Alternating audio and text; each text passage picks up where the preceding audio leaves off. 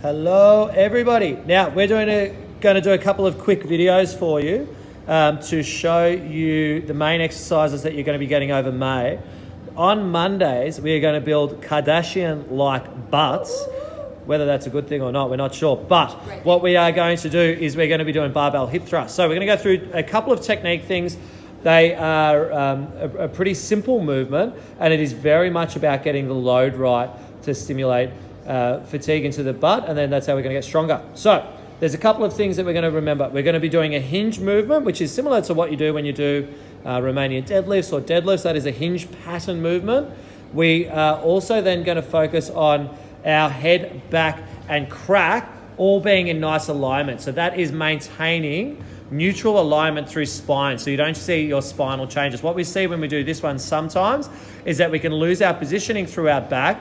That can be because we're set up in the wrong point of the bench. If Nat sets up there, she probably doesn't have the bench low enough down on her spine. So she might be able to slide up a little bit higher, and that gives her a better position to be able to do it. The main thing here is that we keep a straight line through the spine as we bring our hips down and then drive back up. So Nat, if you want to set the bar up for us. Nat's going to set up. So obviously you've got the pad sitting over the pelvis, so your pelvis doesn't hurt when you do this exercise. She's got the right positioning with her back onto the bench. And then from there, she's going to make sure that as she comes down, that she doesn't create a massive back arch. And then as she drives up, she's going to be active through the glutes. Now, the active positions here, let's go from the very top of the exercise to about 90% of the way down.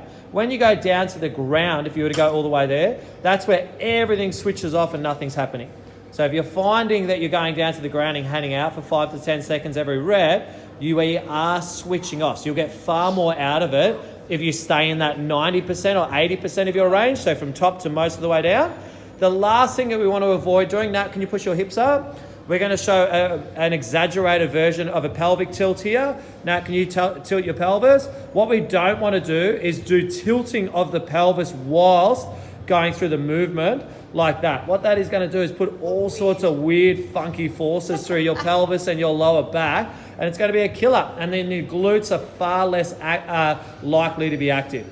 So when you're doing this exercise, remember, good spinal position, and if possible, a slight pelvic tuck. If you're not sure what that is, squeeze your butt. The position that your pelvis is pulled into when you squeeze your bum, that is a pelvic tuck, and that's going to be your position where you're going to get the most out of this exercise. Awesome, guys. Go forth and get a strong butt.